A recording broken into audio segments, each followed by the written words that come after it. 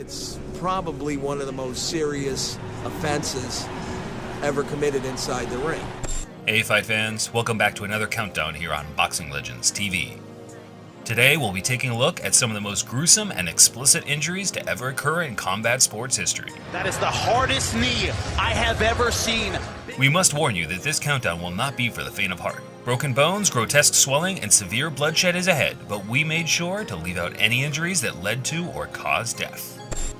Coming in at number 15, we have one of the most viral boxing incidents of all time between James the Harlem Hammer Butler and Richard the Alien Grant back in 2001. James Butler, the 28-year-old former USBA super middleweight champ, owns a record of 18-2 as a professional with 12 knockouts. Although many of you may have seen this clip before, it's what happened after which is mind-blowing.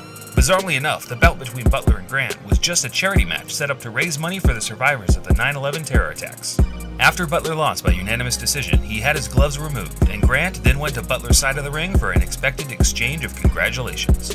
Instead, Butler sucker punched Grant, nailing a bare-handed right hook to his jaw. He turns to Butler to shake his hand, congratulate him, putting his arm out. Boom! Right there.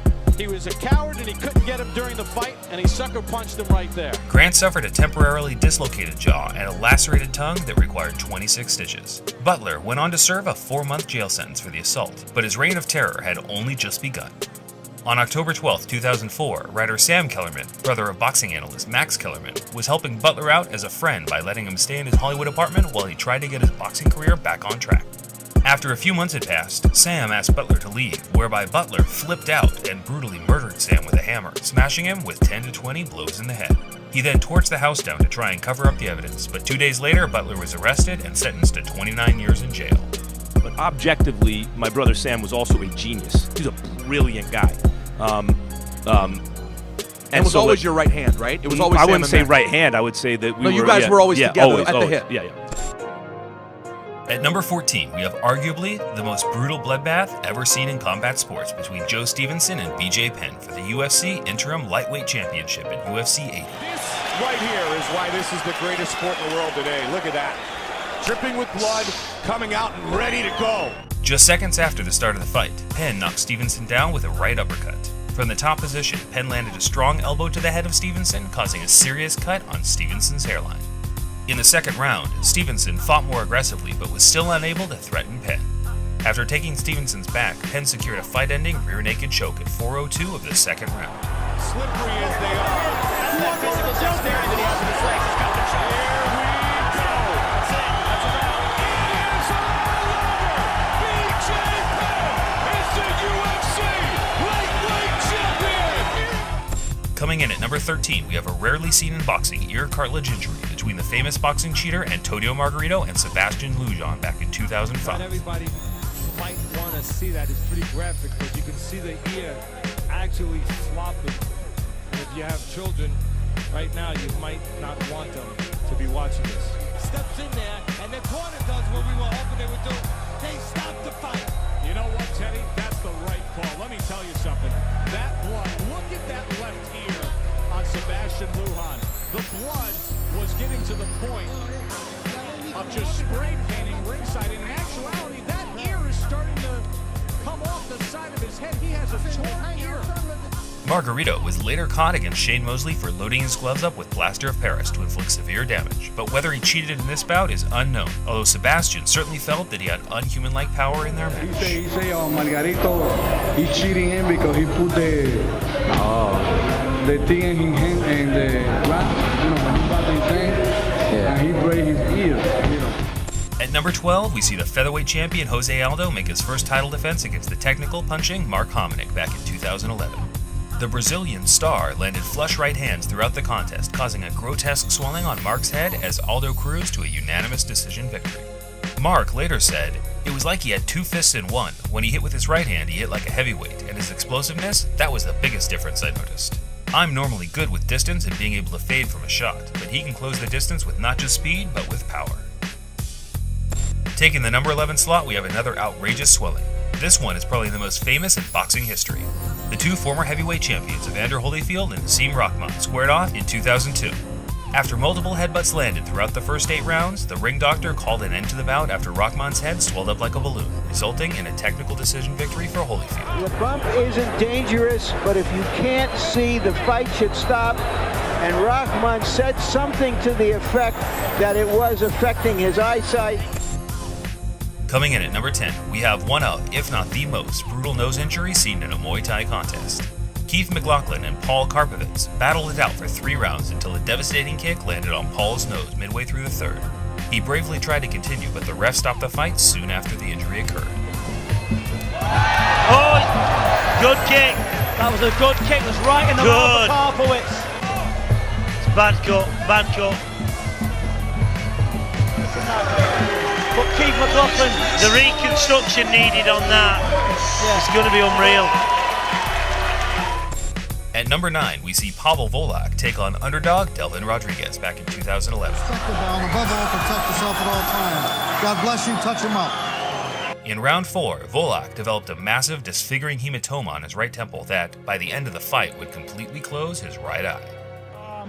I mean, look, I wasn't really hurt, meaning the punch didn't bother me. My eye just started swelling, and I couldn't really, it was giving me a little bit of a problem, I'm not gonna lie. You know, I didn't want the fight to stop. That's why in the corner, every time they asked me, can you see? I'm like, yeah, I can see, man, come on. At number 8, we have the rematch between the pound-for-pound legend Anderson Silva and Chris Weidman back in 2013. At the start of the 2nd round, Silva attacked Weidman with a series of kicks, including a heavy inside low kick, which Weidman checked with his left knee. This check snapped Silva's left fibula and tibia on contact. Silva immediately fell to the mat, forcing referee Herb Dean to stop the fight 1 minute 16 seconds into the 2nd round and give Weidman the victory by TKO. Low kicks were some of Silva's most effective strikes in their first encounter, which led Weidman to focus on defending against them for the rematch. At number 7, we have the relentless assault inflicted by Chris Eubank Jr. on Nick Blackwell in their match back in 2016.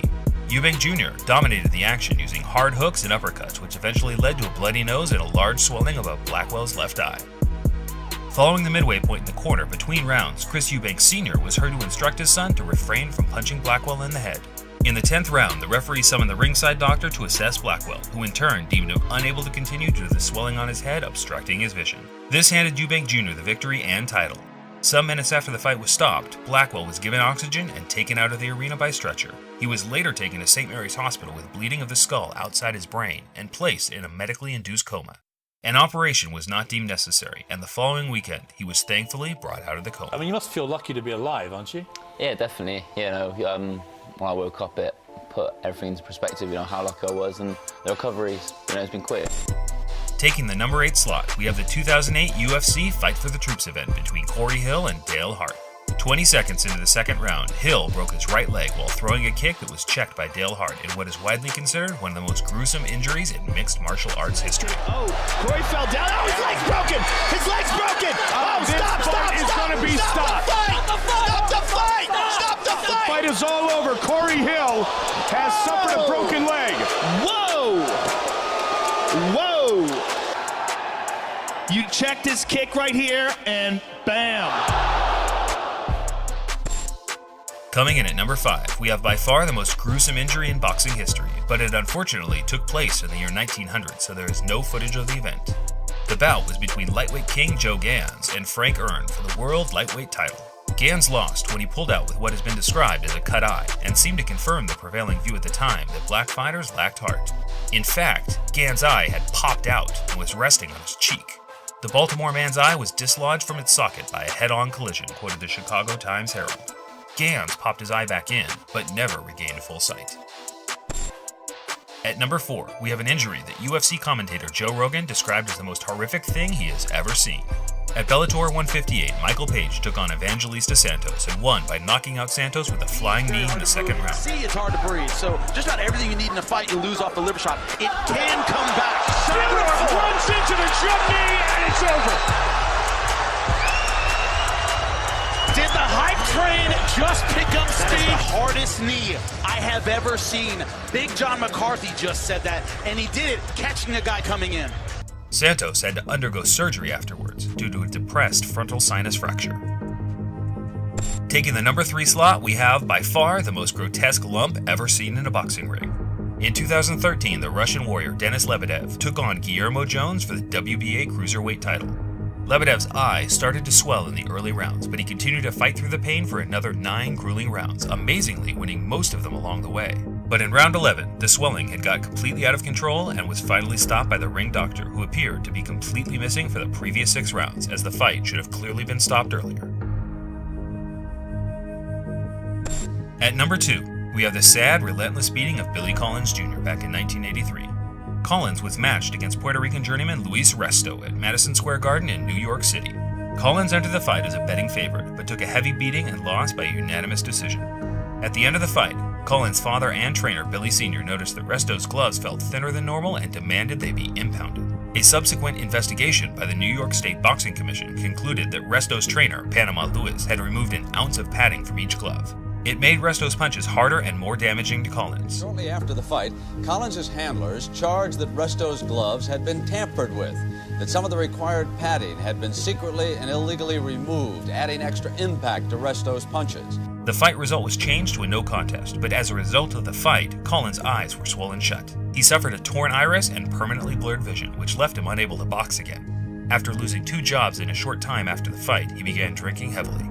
His violent mood swings threatened his marriage, and on March 6, 1984, he committed suicide by crashing his car into a culvert near his home in Antioch, Tennessee, being killed on impact. Many commentators, as well as Collins' family, believe the loss of his livelihood broke him psychologically. Sometimes I feel like crying, you know. Why? Why did that, Niccolo? Coming in at number 1, we have an injury that, quite honestly, was hard to watch back and edit into this video. The 2008 contest between Razak Al-Hassan and Steve Cantwell resulted in complete disfigurement of Razak's arm. Rolling out of it. Wow. Man, he's not giving up. He might have to tap here. This fight is over. Oh, he might have broke his arm. His arm went back at a severe angle there. You caught the arm bar. Did you expect him to tap here? I really did. I like to thank God, give him all the glory, but yeah, I can't believe this dude didn't tap sooner. Watch it pop. Watch it backwards.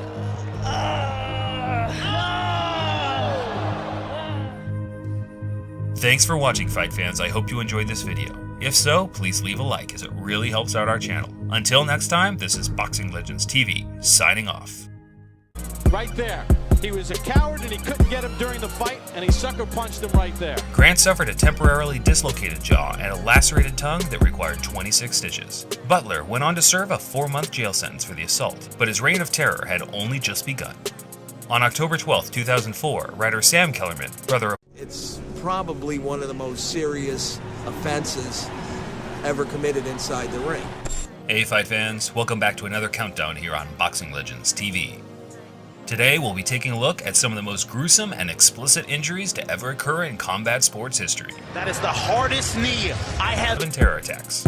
After Butler lost by unanimous decision, he had his gloves removed, and Grant then went to Butler's side of the ring for an expected exchange of congratulations. Instead, Butler sucker punched Grant, nailing a barehanded right hook to his jaw. He turns to Butler to shake his hand, congratulate him, putting his arm out. Boom! Never seen. We must warn you that this countdown will not be for the faint of heart. Broken bones, grotesque swelling, and severe bloodshed is ahead, but we made sure to leave out any injuries that led to or caused death.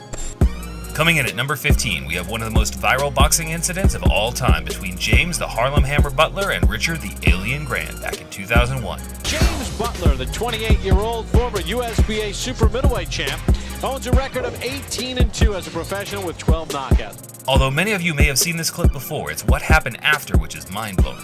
Bizarrely enough, the bout between Butler and Grant was just a charity match set up to raise money for the survivors of the 9/11